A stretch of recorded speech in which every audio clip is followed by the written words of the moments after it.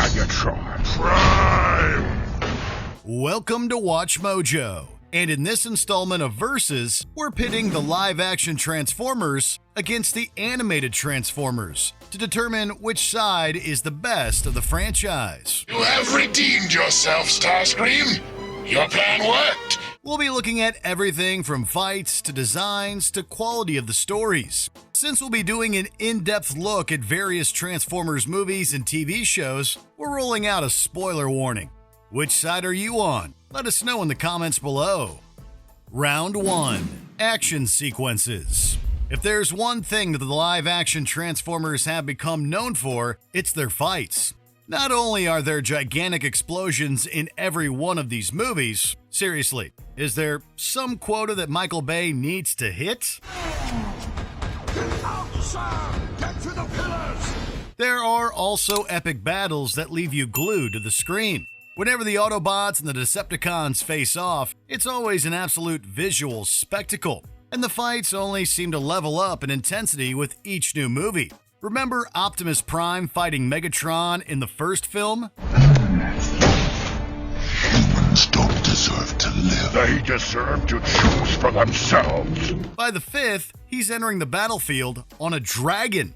While most of the action sequences from live action come at you at a mile a minute, the animated ones are a little different. With animation, a lot of the action is rooted not only in the smashing and tumbling, but also in the emotion and drama. Why would anyone want to transport to this all-spark forsaken sector? That's not the point, Bulkhead. We have a job to do here, and no problem is insurmountable with the right tools. Sure, there are tons of fights where the fate of entire planets is at stake, but for about as many of those, there are also smaller scale duels where the stakes are much more personal. Let him go. Prime, he could give our location away. Maybe I should. We are not the Decepticons! Please, let him go. The action sequences are visually interesting, emotionally charged, and incredibly varied. Like, did you know Starscream and Knockout once got chased by Terracon zombies in Transformers Prime?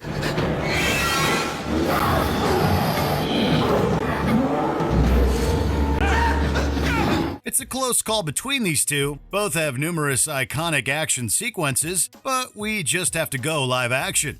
There's something about seeing these epic clashes in a real-world setting that we can never really get enough of, like Bumblebee and Optimus fighting on the front lines of Cybertron, or Optimus fighting 3 Decepticons in the forest. Scenes that would look cool in animation are outright unforgettable in live action. Did you forget who I am? Winner, live action 1, animated 0. Round 2, Heroes. The live-action Autobots have good intentions, but they're not exactly angels. For starters, the Autobots, despite being the good guys, are pretty ruthless. Optimus himself is no exception. We are autonomous robotic organisms from the planet Cybertron. They kill Decepticons, level buildings, and despite saving the day, leave entire cities wrecked. And while Optimus and Bumblebee are the Autobot all-stars, a lot of the others are just kind of background characters.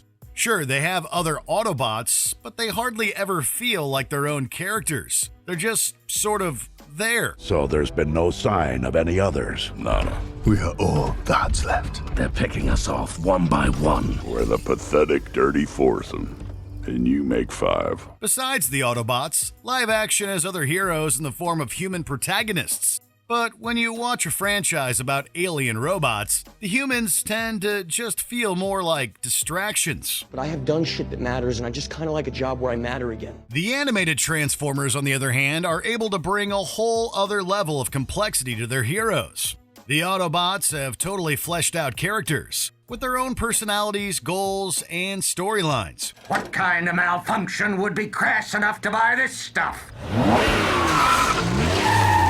Hey guys, check out my new horn. This place has the greatest stuff. So many of them get time to shine as heroes.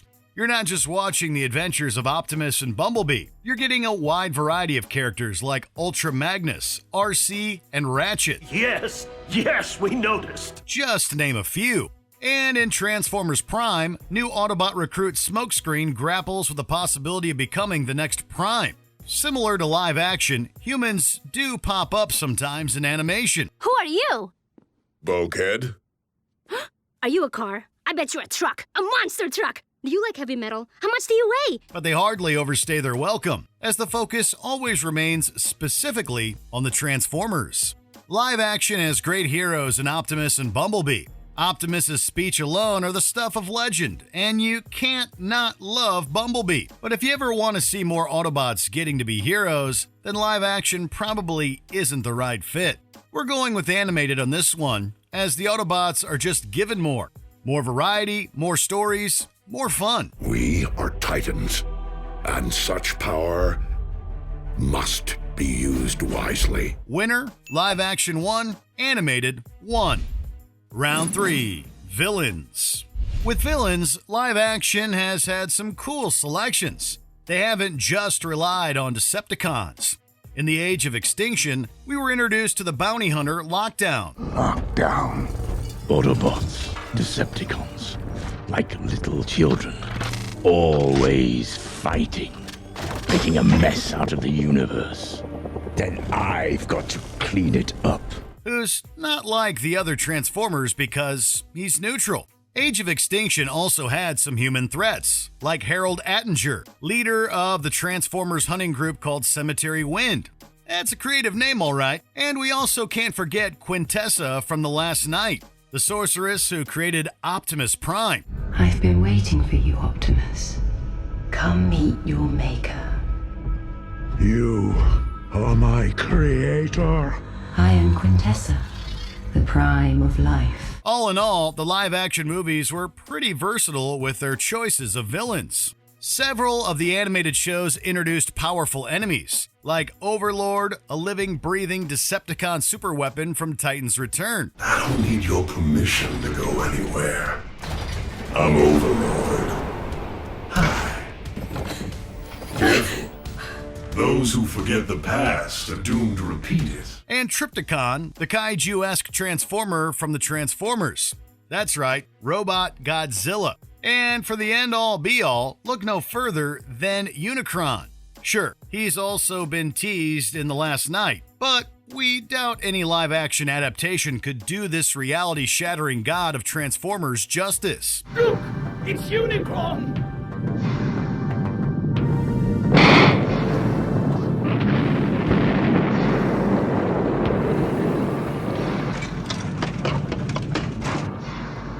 It's not just about having awesome portrayals of terrifying villains. The animated shows were also able to dive into some iconic relationships, like the classic power dynamic between Megatron and the cowardly throne-seeking Starscream portrayed beautifully in Transformers Prime. Seems I possess the only thing that would allow you to rise off that slab and walk again, my dearest Megatron. Live action may have introduced some awesome antagonists, but they still barely scratch the surface of epic threats. And they've arguably dropped the ball with their most important villain, Megatron.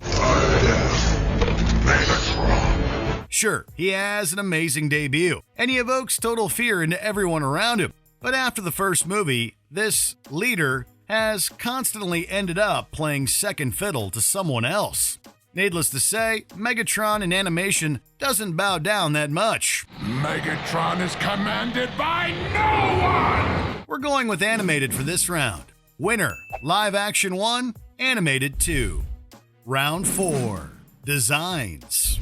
The Bay Films had the tall order of adapting the designs of the Transformers for live action.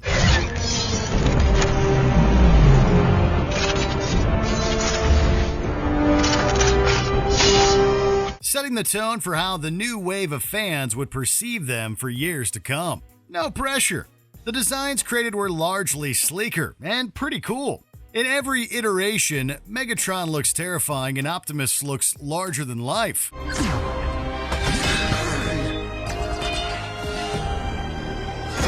And with the growing capabilities of CGI, we got some really amazing visuals. The designs might not have always been the most accurate at first, but you can't say they weren't memorable. And with Travis Knight's Bumblebee, we saw designs that retained those classic Generation 1 qualities while still looking modern. You will travel there and establish a base for us. Once we've gathered the others, we'll join you. You must protect the planet. If the Decepticons find it, then our people are truly finished. The animated Transformer designs tend to be about as accurate as you can get.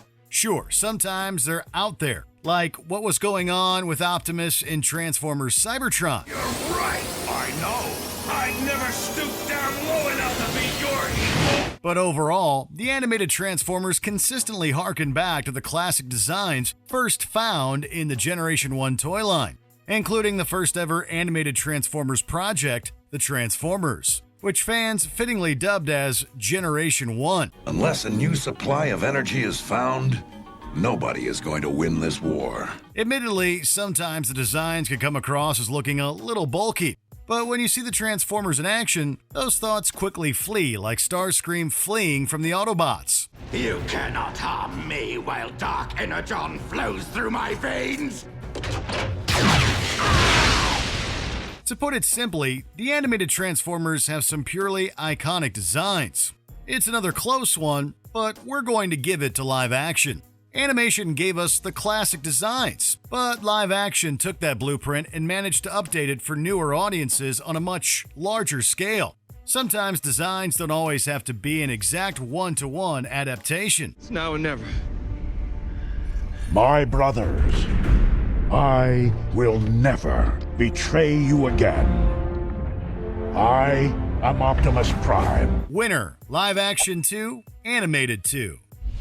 Before we continue, be sure to subscribe to our channel and ring the bell to get notified about our latest videos. You have the option to be notified for occasional videos or all of them. If you're on your phone, make sure you go into your settings and switch on notifications. Round number 5, critical reception.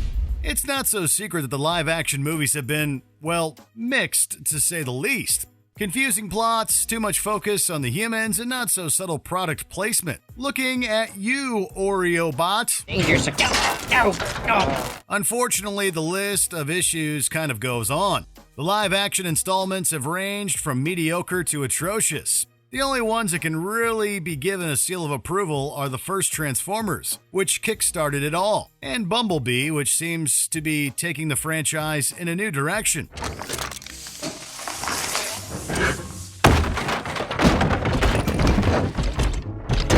We're not saying the live-action movies were the worst thing ever, far from it. They have a certain charm, but they are probably not getting a 15-minute standing ovation at the Cannes Film Festival.